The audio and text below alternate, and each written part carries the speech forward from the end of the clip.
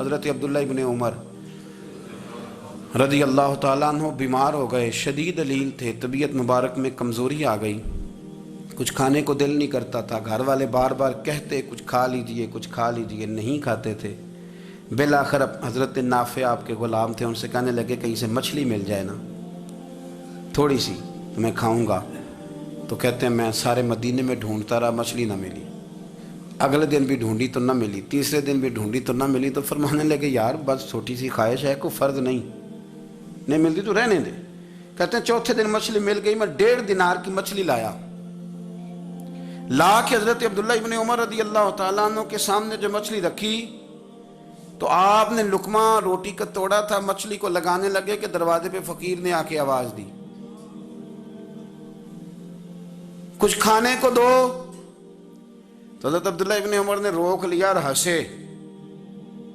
کئی دفعہ دے ہم بھی دیتے ہیں پر ہمارا چہرہ دیکھنے والا ہوتا ہے، اتنے ہم غصے میں ہوتے ہیں دے دیتے ہیں، لیکن جو سلوٹیں ہوتی ہیں نا چہرے والی وہ گنی نہیں جاتی۔ ہنسے فرمایا دیکھو میرا اللہ کتنا کریم ہے، وہ مجھے بچانا چاہتا، اٹھا بار دیا جا کے۔ تو خادم اب حکم کا پابند تھا، وہ لیت اللہ تو کر نہیں سکتا تھا، وہ گیا اور جا کے دے آیا۔ فقیر جب سارے محلے سے آٹا اکٹھا کر لیتے ہیں تو پھر ایک جگہ جا کے بیچتے بھی ہیں۔ دے آیا، وہ 2 گلیاں آگے گزرا تو میں پیچھے دوڑا گیا، میں نے کہا سچ بتا کھانی ہے کہ بیچنی ہے؟ وہ کہنے لگا جو بھی سبب لگ جائے کر جاؤں گا، آپ نے دے جو دی ہے۔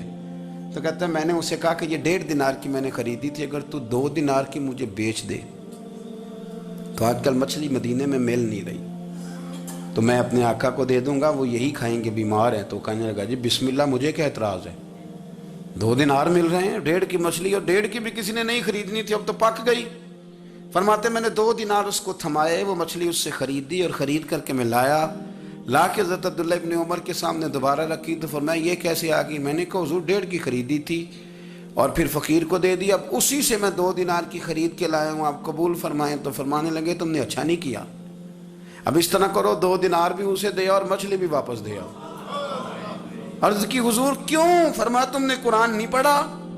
حضور پڑھا ہے۔ فرمایا رب فرماتا ہے لن تنالوا البر حتی تنفقوا مما تحبون، تم بھلائی کو اس وقت پہنچو گے جب اپنی پیاری چیز راہ خدا میں خرچ کرو گے۔ امام غزالی نے لکھا ہے، فرمانے لگے دیا تو وہ حضرت نافع کہتے ہیں میں دینے گیا، دے کے واپس آیا تو کچھ پریشان تھا کیونکہ مجھے بھی 4 دن ہو گئے تھے نا تلاش کرتے، تھوڑی طبیعت میں مایوسی تھی کہ اتنی محنت سے میں نے لایا اور آپ نے واپس کر دی۔